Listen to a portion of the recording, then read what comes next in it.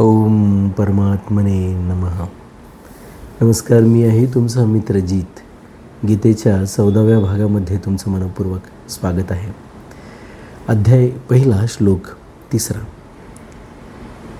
पश्यैतां पांडुपुत्राणाम आचार्य महतीं च मम व्यूढां द्रुपदपुत्रेण तव शिष्येन धीमतः. अर्थ असा आहे की हे आचार्य, आपला बुद्धिमान शिष्य द्रुपदपुत्र धृष्टद्युम्नाद्वारा व्यूहरचनात्मक उभी केलेली पांडवांची ही प्रचंड सेना पहा. भाषांतर असं आहे,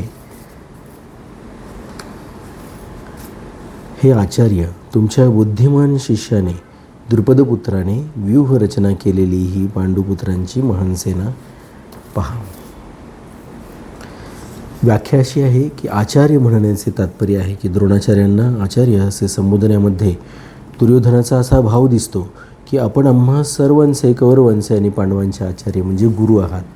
आम्हाला आपण शस्त्रविद्या शिकवली असल्याने आपण आम्हा सर्वांचे गुरु आहात, म्हणून आपल्या मनात कोणाचाही पक्ष अथवा आग्रह नसावा, तुम्ही निष्पक्षपाती असावा.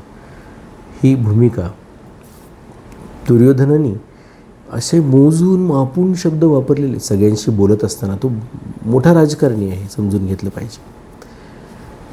आणि इथे तो आचार्यांच्या जवळ जातो स्वार्थापोटी. केवळ स्वार्थी मनुष्य अशा पद्धतीने ज्याच्याकडे आपलं काम आहे त्याच्याकडे जातो आणि तो त्यांच्याजवळ जाऊन हे म्हणतो की हे आचार्य पहा. पुढे जाऊया. तव शिष्येन धीमता. तुमच्या बुद्धिमान शिष्याने या पदाचा प्रयोग करण्यामागे दुर्योधनाचा हेतू असा आहे की आपण सगळ्या इतक्या सरळ स्वभावाचे आहात की आपणाला मारण्यासाठीच उत्पन्न झालेल्या धृष्टद्युम्नाला आपण शस्त्रास्त्र विद्या शिकवली आहे. आणि तो शिष्य धृष्टद्युम्न इतका बुद्धिवान आहे की त्याने आपणाला मारण्याकरिताच आपणाकडून शस्त्रविद्या शिकली आहे.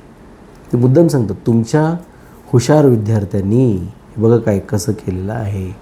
म्हणजे तुमच्या विरुद्ध तो उभा आहे, म्हणून धृष्टद्युम्नाच्या मनात म्हणजे त्याच्या धृष्टद्युम्नाच्या बद्दल द्रोणाचार्यांच्या मनामध्ये हा द्वेष पेरतो. लक्षात घ्या.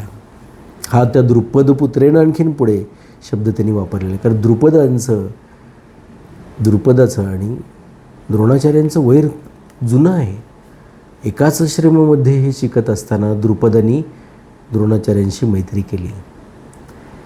ज्यावेळेला द्रोणाचार्य आश्रमातून बाहेर पडले, विवाह झाला आणि खूप गरिबीला सामोरं जावं लागलं, इतकं की अश्वत्थाम्याला त्यांची पत्नी पीठ पाण्यामध्ये मिसळून ते दूध म्हणून प्यायला द्यायची अश्वत्थाम्याला. इतकी गरिबी असं असताना आपला इतका मोठा आपला मित्र जो आहे तो इतका मोठा राजा आहे, त्याच्याकडे आपण नोकरी मागायला जाऊ असं म्हणून द्रोणाचार्य गेले. आणि द्रोणाचार्यांना तिथे अत्यंत अपमानाला सामोरं जावं लागलं की तुझ्यासारखा भिकारी माझा मित्र असू शकत नाही, तू आलाच कसंच माझ्याकडे मैत्रीचा भाव हे करायला. अशा पद्धतीने द्रुपदांनी पहा. आणि मग त्यांच्यामध्ये जे वैर निर्माण झालं ते इकडे या हस्तिनापूरला ते नोकरीला लागले. त्याच्यानंतर त्यांनी अनेक पद्धतीने त्या द्रुपदाला वठणीवर आणण्याचा प्रयत्न केलेला आहे. आणि द्रोणाचार्यांच्या या बळाला ते ओळखत असल्यामुळं द्रुपदांनी त्यांच्या मृत्यूला कारणीभूत व्हावं किंवा त्यांचा मृत्यू व्हावा अशा पद्धतीने यज्ञ करून 2 अपत्य त्यांना प्राप्त झाली. ते प्राप्त करण्यामागची भूमिकाच होती की धृष्टद्युम्नाचा जन्मच मुळात द्रोणाचार्यांच्या वध करण्यासाठी झालेला होता. आणि दुसरी ती आहे ती याज्ञसेनी, ती यज्ञातून निर्माण झालेली द्रौपदी, पांचाली. हे दोघं बहीण भाऊ आहेत. धृष्टद्युम्न हा सख्खा भाऊ आहे द्रौपदीचा. आणि मग द्रुपद राजांनी, लक्षात घ्या, तो वर मागितल्यानंतर त्यांनी सांगितलं की हा मुलगा त्यांच्या मृत्यूला कारणीभूत होईल, तो त्यांना मारू शकणार नाही कारण ते मोठे पराक्रमी आहेत. पण त्यांच्याकडूनच विद्या शिकायला द्रुपदांनी द्रव्य घेऊन त्यांनी धृष्टद्युम्नालाही विद्या शिकवली. पहा, आपलाच मृत्यू होण्यासाठी जो कारणीभूत होणार आहे त्यालाही विद्या ही द्रोणाचार्यांनीच दिली. पोटार्थी माणूस कशा कशा पद्धतीने वागत असतो पहा. द्रव्य पाहून त्यांनी धृष्टद्युम्नालाही विद्या दिली आणि धृष्टद्युम्न हा बुद्धिमान शिष्य तुमचा द्रुपदाचा पुत्र बघा तुमच्या विरोधात कसा उभा आहे आता. दुर्योधन हे सगळं आठवण करून देतो त्या एकाच वाक्यामध्ये. त्याची द्रुपदाचा पुत्र आणि बुद्धिमान शिष्य तुमचा, ह्या दोन गोष्टींमध्ये इतका म्हणजे विखार भरलेला आहे की ज्यांनी द्रोणाचार्यांच्या मनामध्ये अशा पद्धतीने आग लागावी. खूप अगदी नियोजनपूर्वक शब्दरचना आहे दुर्योधनाची. हा दुर्योधन तुमच्या माझ्यात आहे, लक्षात घेतलं पाहिजे. आपण बाहेर कुठे कोण कोण दुर्योधनासारखं वागतंय हे बघायला जाण्याची आवश्यकता नाही. स्वतःमधलाच दुर्योधन शोधा, आहे तो तिथे बसलेला. तो कधी वर जातो, तो चढतो कधी, हे आपण समजून घेतलं पाहिजे. आणि त्याला तसं तुमच्या डोक्यावर बसू न देणं, यासाठी हे अध्यात्म आहे, लक्षात घ्या. आपण असे वागत असतो म्हणून दुर्योधनाचा अभ्यास करायला हवा. दुर्योधन कुठे बाहेर शोधायला जायची आवश्यकता नाही. आपल्याला लगेच बऱ्याच जणांना मी बघितलं ह्या अशा अर्जुन विषाद योगामध्ये जर काय सापडलं म्हणतात तर काही लोक असे वागत असतात, काही लोक तसे वागत असतात म्हणून सांगतात. काही संबंध तुमचा, तुम्ही कसे वागतात ते आधी पहा. त्यासाठी हे आहे. द्रुपद पुत्रेन या पदाचे प्रयोजन काय आहे पहा. तर आपणाला मारण्याच्या उद्देशाने राजा द्रुपदाने याज आणि उपयाज नावाच्या ब्राह्मणांकडून यज्ञ करविला होता. त्या यज्ञामुळे धृष्टद्युम्न उत्पन्न झाला. तोच हा द्रुपदपुत्र धृष्टद्युम्न आपल्यासमोर विरुद्ध बाजूकडून सेनापतीच्या रूपामध्ये उभा आहे. जरी दुर्योधन येथे द्रुपदपुत्राच्या शेवटी त्याच्याऐवजी धृष्टद्युम्नही म्हणू शकत होता, नाव घेतलेलंच नाही पहा.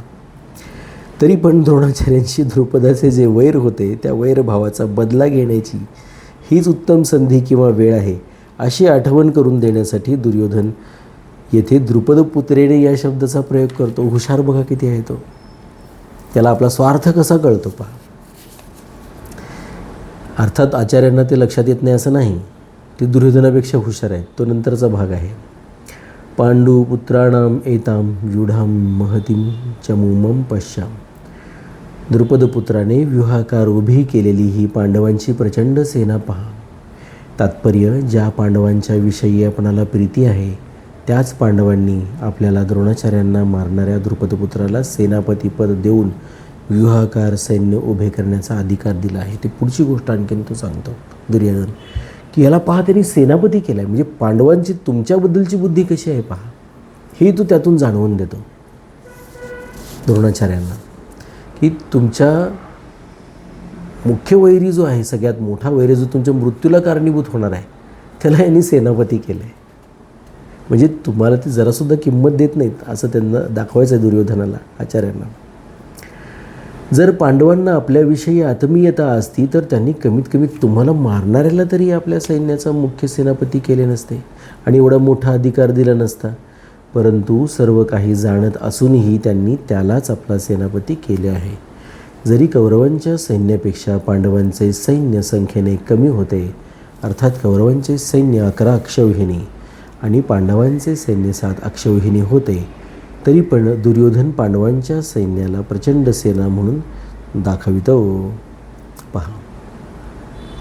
आता हे अक्षौहिणी म्हणजे एक अक्षौहिणी म्हणजे काय आहे, तर एक अक्षौहिणी सेनेमध्ये 21,870 रथ असतात, 21,870 हत्ती असतात, 65,610 घोडे आणि 1,09,350 पायदळ असतात.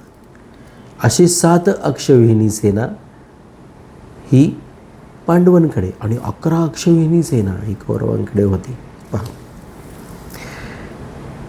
तर पांडवांच्या सैन्याला प्रचंड सेना म्हणण्याचे दुर्योधनाचे 2 भाव किंवा उद्देश दिसून येतात. महतीम चमूम म्हणतो तो, महान सेना पाहतो पांडवांची. प्रचंड सेना आणि महान सेना म्हटलेलं आहे तिथे, महतीम चमूम.